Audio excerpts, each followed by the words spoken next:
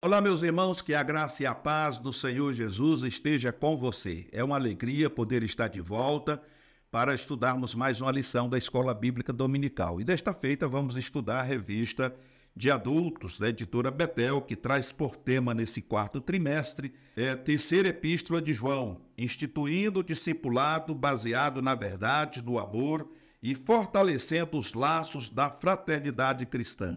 O comentarista da lição desse trimestre é o pastor Alex de Melo Cardoso. E a lição de hoje é a lição de número 4. E essa lição traz por título: O verdadeiro discípulo é submisso à sua liderança. Então nós vamos estar falando hoje com a liderança da igreja.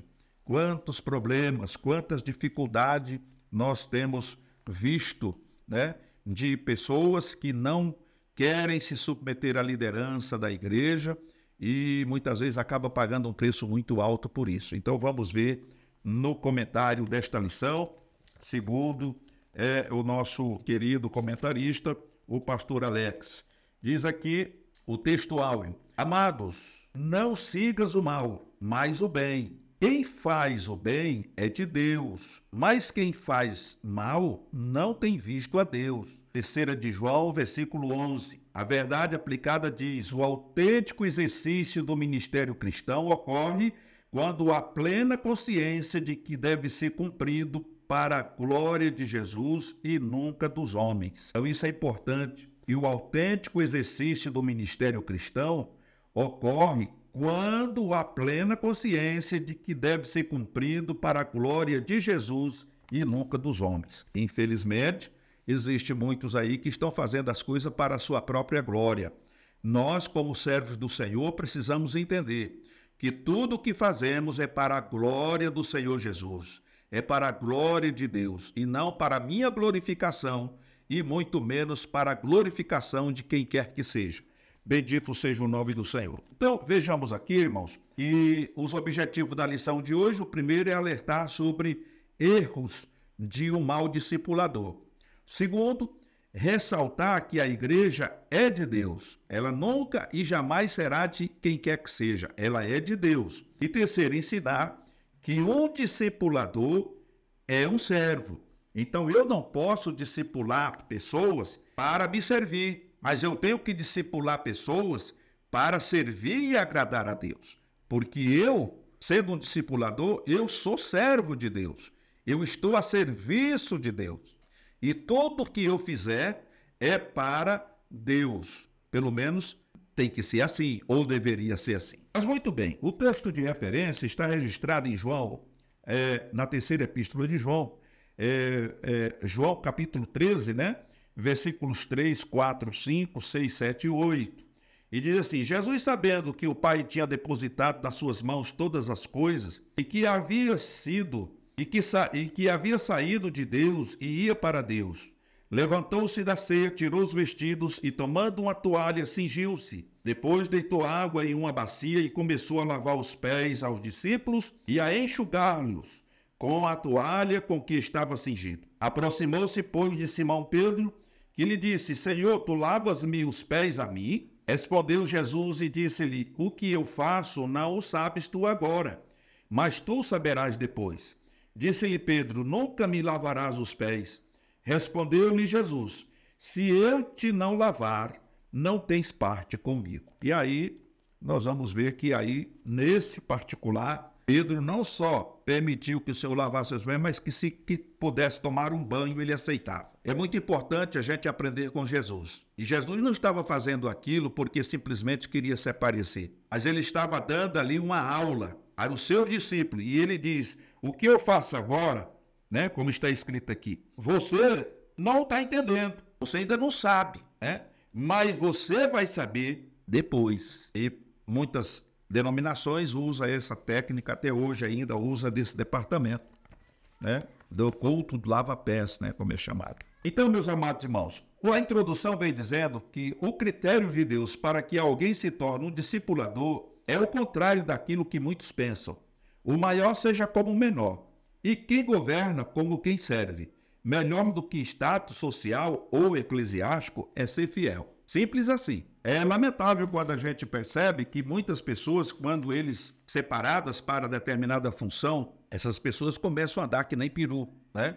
Ou como pavão, melhor dizendo, né? Todo inflado, né? Porque ele acha que ele cresceu, ele agora é mais do que os demais. E às vezes repreende as pessoas, falou: você me respeite, rapaz, eu sou pastor, eu sou presbítero dessa igreja. Ele não entendeu ainda a mensagem, né, irmãos? Porque quando você é levantado, na verdade você não é levantado, você é rebaixado, porque você está descendo um degrau para se tornar servo de todos. É isso que Jesus demonstrou. Ele sendo o Cristo, ele, depois da ceia, ele se cinge, pega uma bacia com água e se agacha para lavar os pés dos seus discípulos. Não era para ser o contrário? Não era para ele se sentar numa cadeira e os discípulos pregar a bacia, a água e a toalha e sabão e etc e tal para lavar os pés do Senhor Jesus? Mas foi Jesus que fez, dando para eles naquele tempo e para nós no presente, que nós somos chamados pelo Senhor para servir e não para ser servido.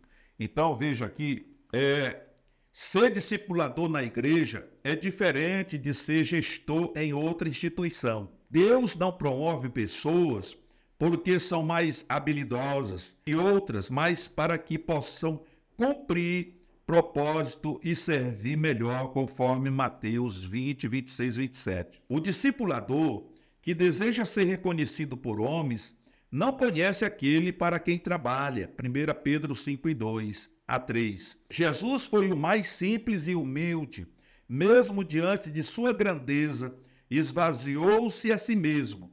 Este é o maior exemplo de servo, humildade, conforme Filipenses capítulo 2, verso 7.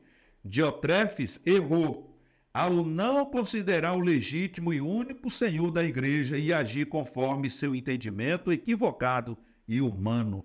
Então nós vemos aqui, irmãos, que aquela pessoa que faz a obra do Senhor para se autopromover, essa pessoa, ela não conhece o dono da igreja, ela não sabe para quem está trabalhando, porque o servo, ele conhece o seu Senhor. O servo trabalha para o seu Senhor e ele, dentro da sua capacidade física e humana, ele vai procurar fazer o melhor para Deus. Ele sempre vai procurar fazer o melhor para Deus, porque ele não está fazendo para homem qualquer, ele está fazendo para Deus, então ele vai procurar fazer o melhor.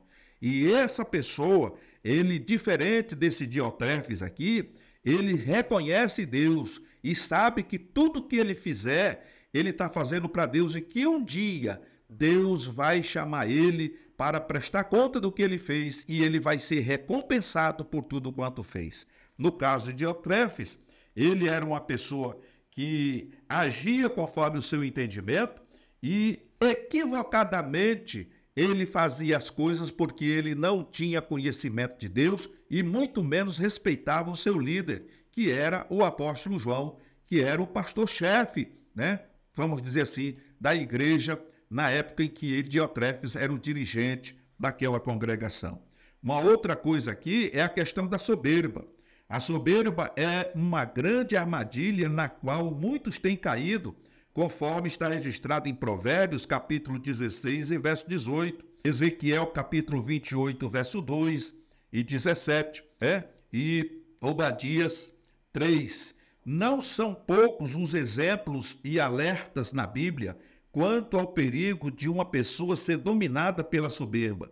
No ministério não há do que se orgulhar, porque se há dom ou talento, eles provêm de Deus, conforme registra Éfeso, capítulo 4, verso 8, Tiago, capítulo 1, verso 17. O discipulador orgulhoso é amante de si mesmo, conforme está registrado em 2 Timóteo, capítulo 3, verso 2, e acredita que suas ações, palavras e ensinamentos e outras qualidades são melhores do que a das outras pessoas.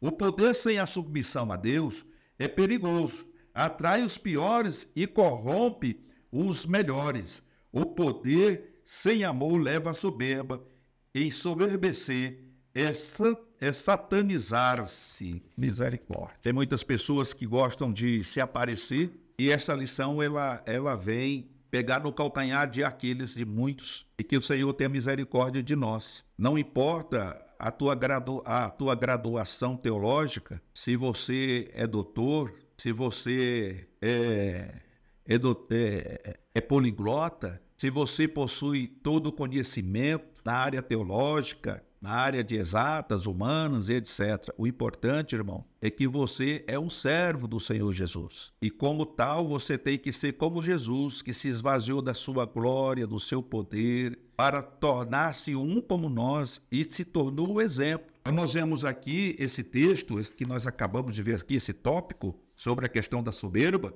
O discipulador orgulhoso, ele é amante de si mesmo. Ele não é amante do Senhor Jesus, porque ele se acha a última bolacha do pacote. Só que ele se esquece que geralmente a última bolacha, ela geralmente está quebrada. Então não tem por que se orgulhar. Então você precisa entender que na obra de Deus não existe grande e nem menor, todos somos iguais. O único que é o cabeça, que dirige, que administra, é o Senhor Jesus. Se podemos dizer assim, de falar de grandes, o Senhor Jesus é grande. Ele é o maior, porque ele é o cabeça da igreja. Foi ele quem deu a sua vida, foi ele quem derramou o seu sangue. Agora nós somos mordomos, e o mordomo não é dono da propriedade. O mordomo é simplesmente um servidor, um administrador, se podemos dizer assim, dos bens que foi confiado a ele. E ele precisa administrar de tal modo que no dia que o dono,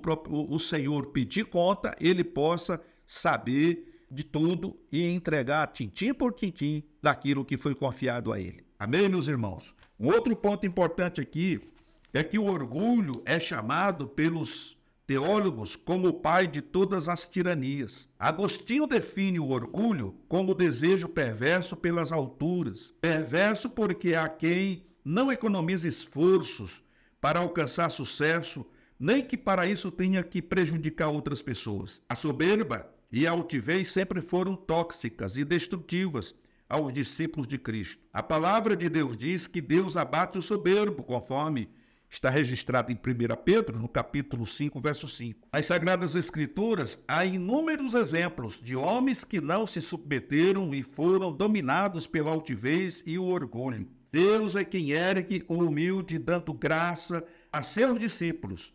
Ninguém deve procurar subir alto se tiver um caráter baixo. Vitórias sem escrúpulos não são vitórias, e sim derrotas.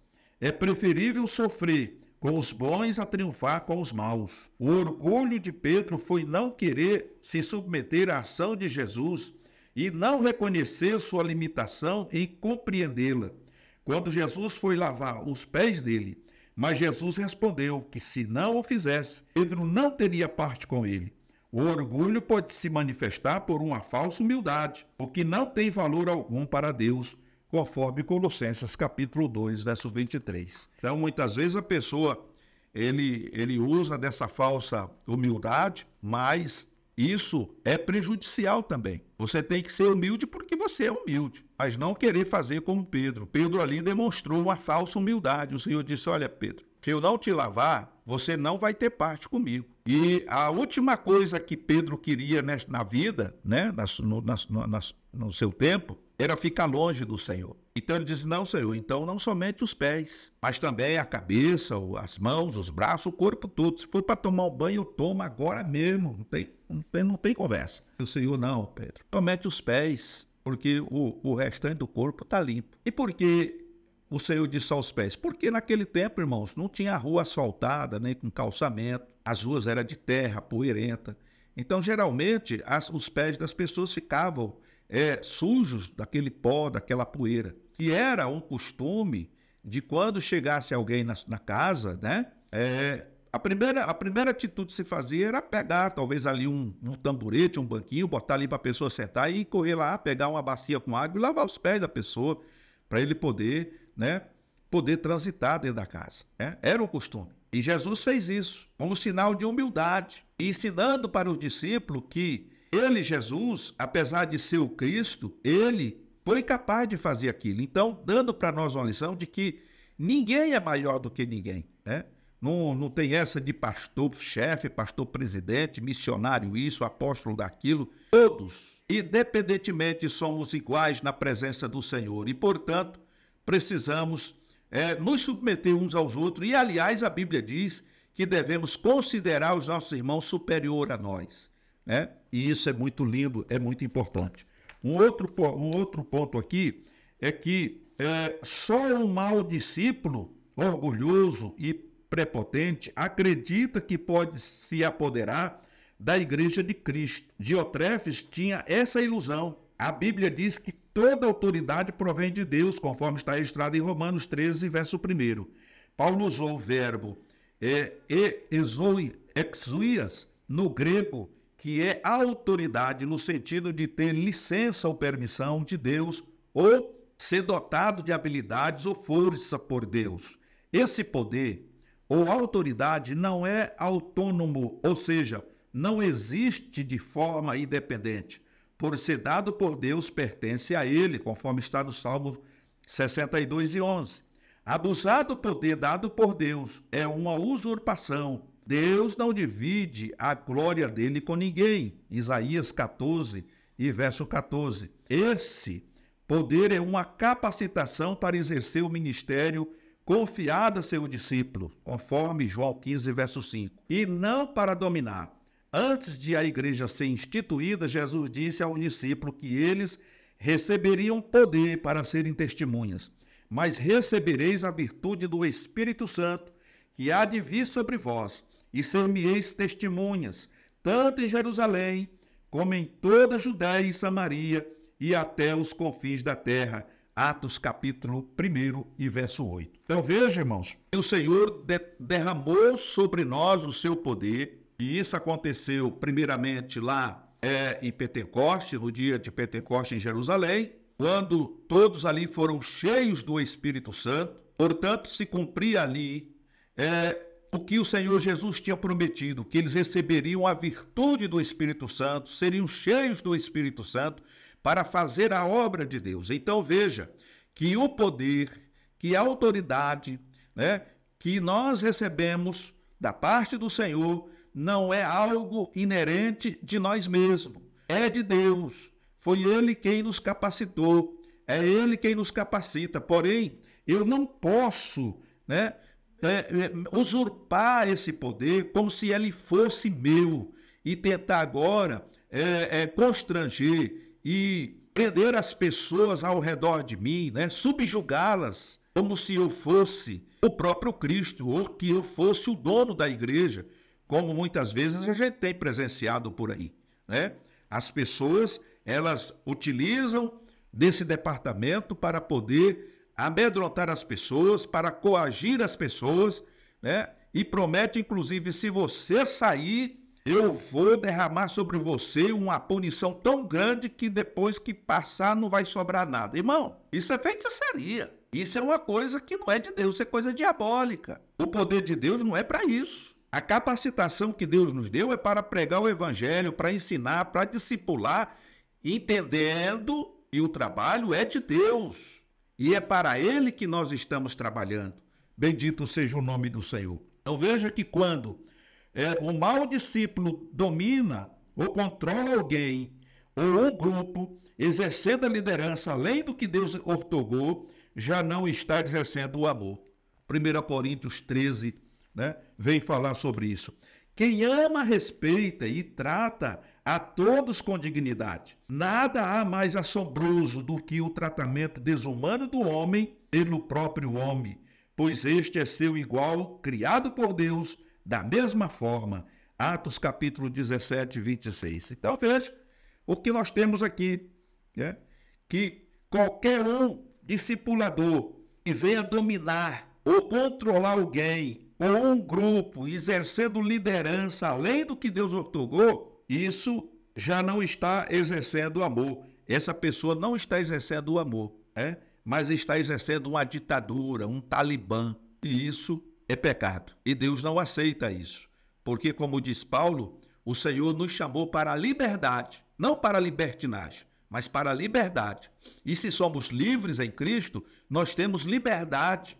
né, de louvar a Deus, cultuar a Deus. Agora, se o Senhor me libertou, como sei que me libertou, por que é que eu vou aceitar a tirania? Por que é que eu vou aceitar uma imposição humana, um jugo humano, em nome de uma religião? Pense nisso. Bendito seja o nome do Senhor. O outro ponto aqui é sobre a questão do desequilíbrio emocional. Pressões cotidianas decorrentes da vida não podem minar as nossas emoções. Pessoas adoecidas vão gerar pessoas doentes. Um discipulador saudável preserva suas emoções, conforme registra 3 de João, verso 2. Ele pode trilhar esse caminho tendo e demonstrando confiança em Deus. Jeremias 17, verso 7. Guiando seu ministério pela fé. Hebreus capítulo 10, 38. E desenvolvendo o fruto do Espírito Santo. Gálatas capítulo 5, 22 a 23. O descontrole emocional leva a decisões erradas. João 18, verso 10. Portanto, irmãos, o desequilíbrio emocional surge a partir de uma vida distanciada, né, da dependência de Deus. João capítulo 15, verso 5, vai falar disso. Quando alguém acredita ser capaz de resolver tudo sozinho, esse excesso de confiança em si é consumido pela pressão crescente, surge quando o discipulador não busca mais a Deus, conforme está registrado em 2 Coríntios, capítulo 15, verso 2, parte B. Não tem tempo para orar e acaba mergulhado em sentimentos destrutivos. Só pensa a partir dele. Só pensa a partir dele mesmo e despreza os sentimentos alheios. Veja, Diotrefes era o exemplo de um desequilibrado que acabou distante de Deus e de seu propósito. Pensava ser forte, mas era fraco. A referência que eu falei aqui é 2 Crônicas, capítulo 15, verso 2.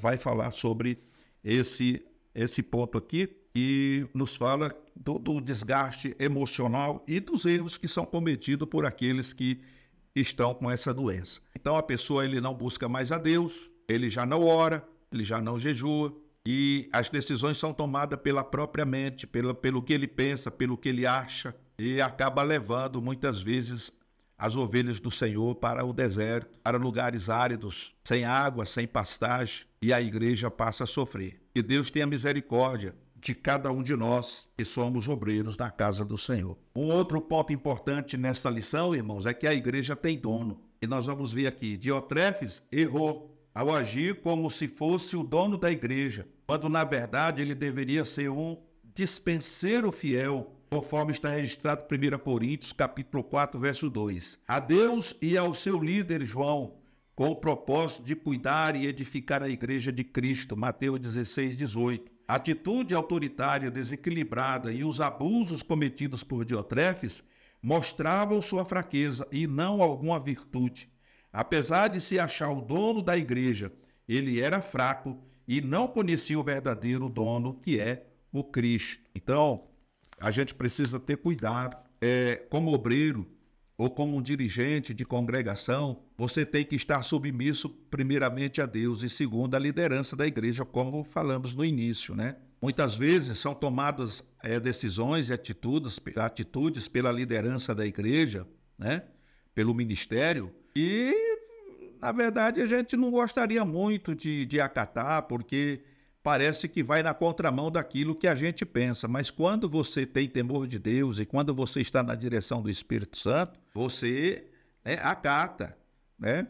Olha, irmão, tem que fazer isso, mas aí a pergunta surge, mas como? O dono da obra é Deus, ele é o responsável pela obra. Então, quando a gente se une para fazer a obra de Deus, Deus opera milagres e muitas vezes nós não sabemos nem explicar como aquilo aconteceu, porque ele é o dono da obra. O importante é nos submetermos a Deus e à liderança. Esse Diotrefes aqui, como vimos, ele era uma pessoa arrogante e ele não aceitava e não acatava as determinações que vinham da liderança, né? No caso de João, o apóstolo João.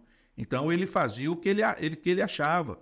Nós vimos em lições anteriores que ele impedir os irmãos de receber, né, os missionários, as pessoas que estavam evangelizando. Então ele estava como um provérbio que fala que ele nem entrava e nem deixava os que estavam do lado de fora entrar. Então os missionários, aqueles irmãos que estavam pregando, discipulando, vinha até a sua cidade e ele proibia os irmãos da igreja que ele dirigia de receber os irmãos, ameaçava os irmãos e muitas vezes jogava os irmãos para fora como se ele fosse o dono da igreja. Ele agia literalmente como dono da igreja. Ele não aceitava as orientações do ministério, né? Digamos assim, e muito menos de Deus. Então era uma pessoa fraca e uma pessoa doente, né? Ele era doente emocionalmente e achava que era o bambambam.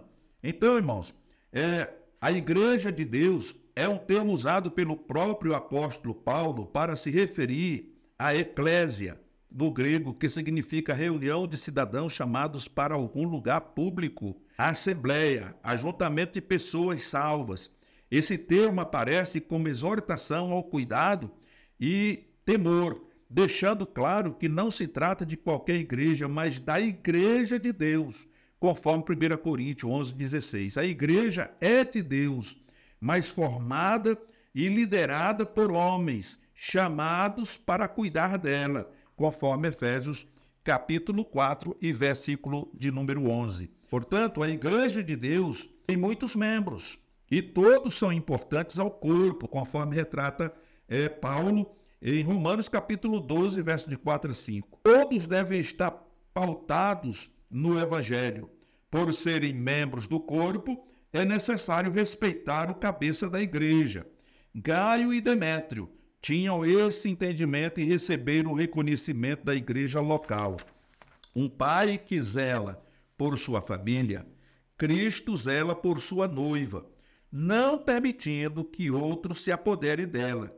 Ele é o legítimo dono da igreja, pois a comprou com seu próprio sangue. Então veja, irmãos, que esse tipo de prepotência de algumas pessoas, de alguns líderes, isso vai cair por terra, porque vai chegar o momento em que o Senhor vai se apoderar, vai tomar a sua igreja, ele vai resgatar a sua igreja das mãos desses pseudos líderes que na verdade são mercenários.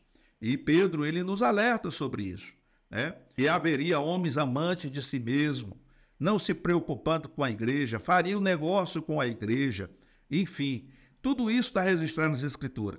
Mas o Senhor não perdeu, né, o controle da situação. Deus tem tudo no controle. Mais cedo ou mais tarde, essas pessoas vão cair no vácuo e eles vão perceber que eles não eram dono de nada, porque a igreja tem dono e essa igreja pertence ao Senhor Jesus.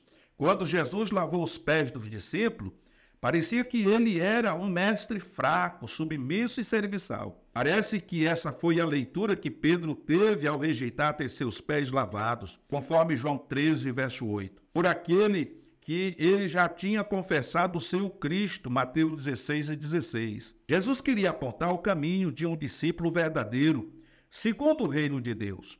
O Filho veio ensinar que os homens deveriam viver na perspectiva do reino dos céus, Mateus capítulo 6, verso 10. E funciona diferente do sistema da terra, conforme está registrado em Romanos 14 e 17.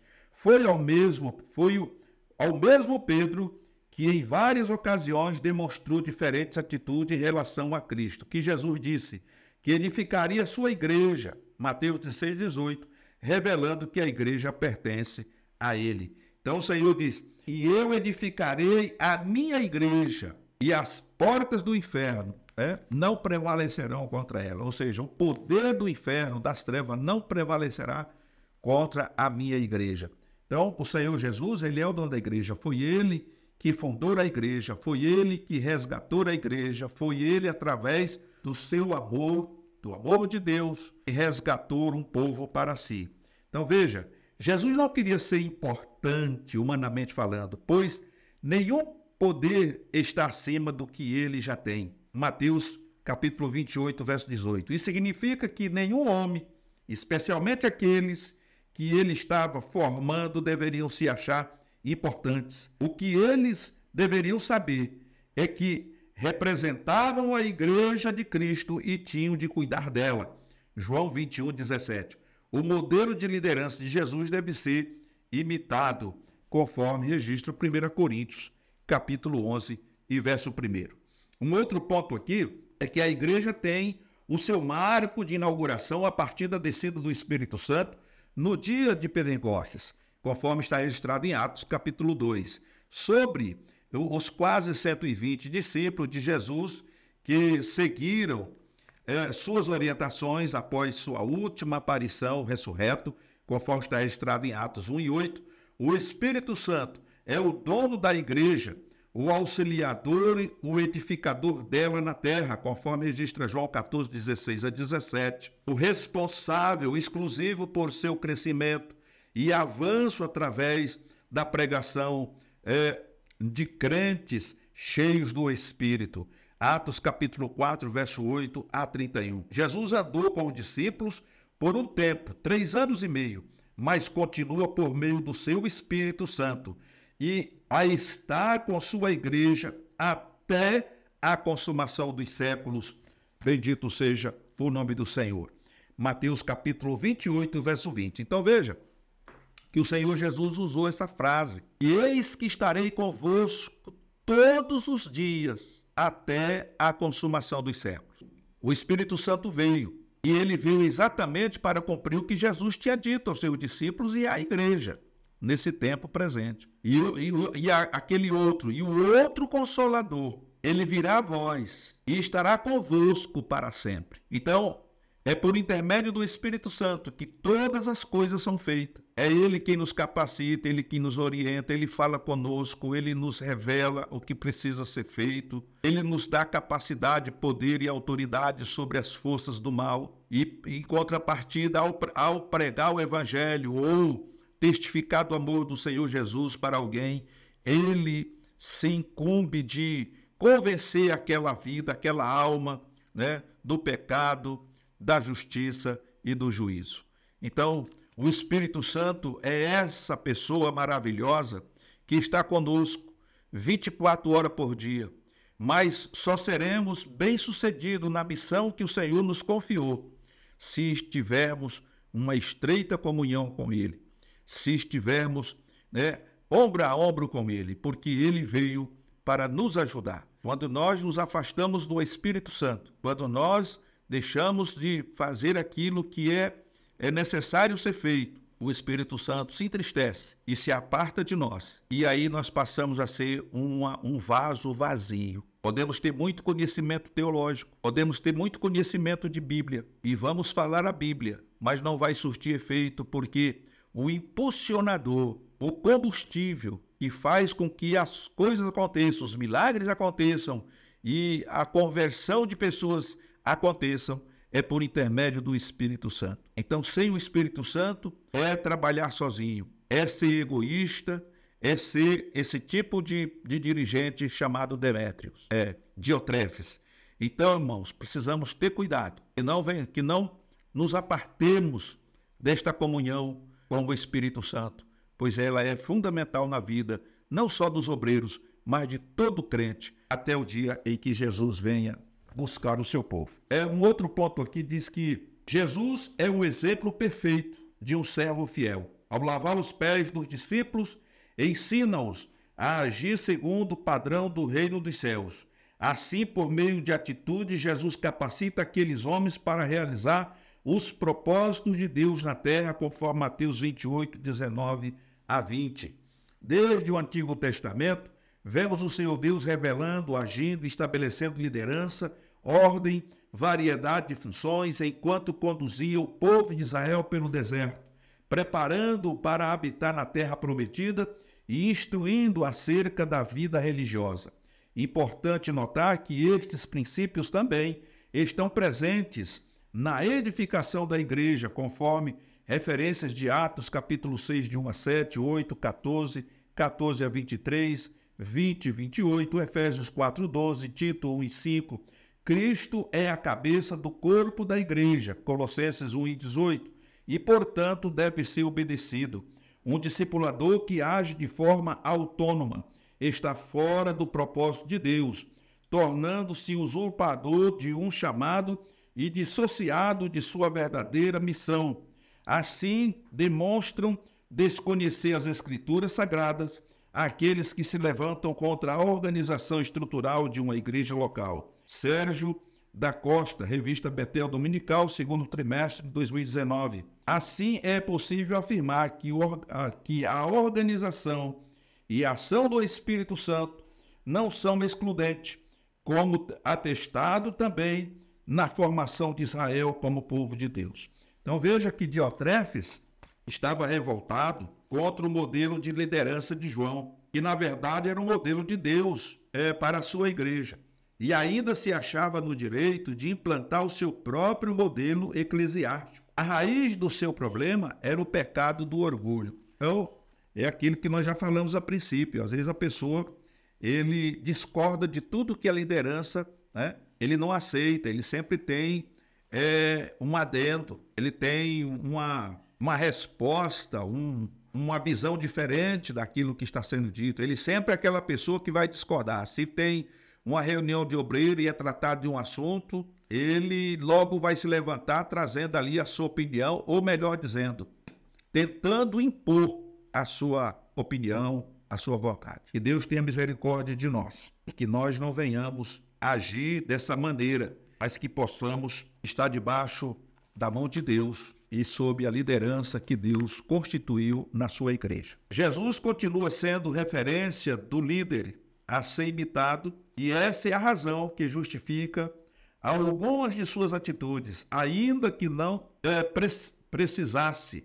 Jesus foi batizado em águas, conforme Mateus 3:13, mesmo não tendo pecado, 1 Pedro 2:22, ele lavou os pés de seus subordinados, mesmo sendo Deus, João 1:1.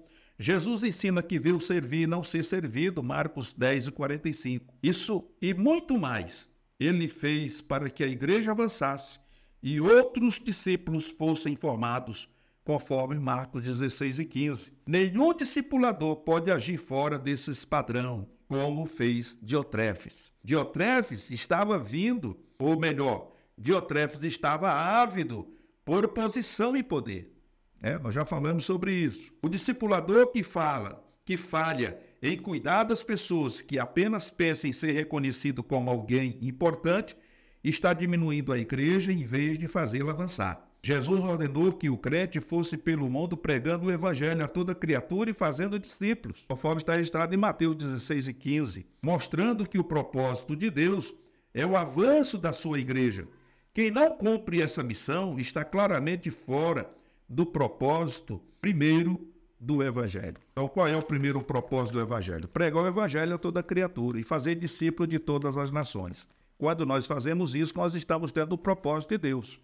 Um outro ponto aqui é que Diotrefes estava sendo reprovado por João por conta do seu autoritarismo, conforme nós vemos lá em 3 de João, verso 9.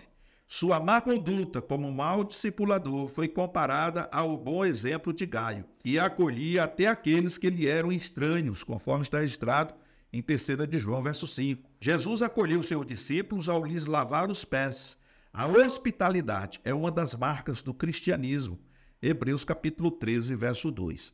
Portanto, a arrogância de Diotrefes assume patamares estratosféricos, a ponto de ele se recusar a reconhecer a autoridade de João e não receber seus mensageiros na igreja local. Diotrefes afirmava ser o primeiro em influência, e autoridade, excluindo pessoas e demais líderes. Então, ninguém é mais injusto em seu julgamento dos outros do que aqueles que têm opinião elevada de si mesmo. Esse era Diotrefes, que por se achar importante demais estava longe do propósito de Deus. Então, essa é uma arma perigosa e que Deus tenha misericórdia de toda a igreja e nós não venhamos achar que somos melhores do que ninguém, nem em poder aquisitivo, nem em sabedoria humana, em sabedoria bíblica, conhecimento bíblico, eu prego melhor,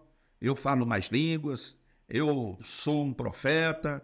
Não, irmãos, nós somos servos do Senhor Jesus. Imagine você sendo uma vasilha que está lá na prateleira e o dono da casa, ele de repente vai fazer alguma coisa e ele resolve te usar. E você está ali para isso, para ser usado. Então que possamos nos manter neste posicionamento, sempre à disposição do nosso Senhor, sempre à disposição do Espírito Santo para ser usado naquilo que for, né, útil para a edificação da igreja de Deus. E concluindo esta aula, a conclusão vem dizer que não há como ser um discipulador da igreja de Deus sem ter a disposição de seguir a liderança exercida por Jesus. Isso porque o poder de um discipulador jamais será baseado em critérios humanos, como acontece com outras instituições, mas fundamentalmente segundo o reino dos céus. Essa é a conclusão desta lição, aonde vemos a diferença entre esses dois servos do Senhor,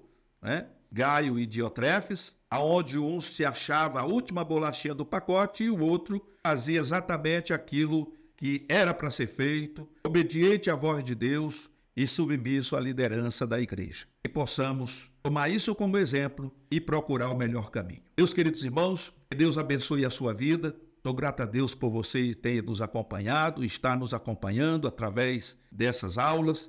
Que Deus continue abençoando a tua vida e toda a tua família. O que eu te peço é que você compartilhe essas lições, deixe aí o seu like, né? É importante para que essas mensagens sejam distribuídas para mais pessoas e assim possamos alcançar o maior número de pessoas possível. Que Deus em Cristo te abençoe, fiquem na paz do Senhor Jesus e até uma próxima oportunidade, se Ele assim nos conceder.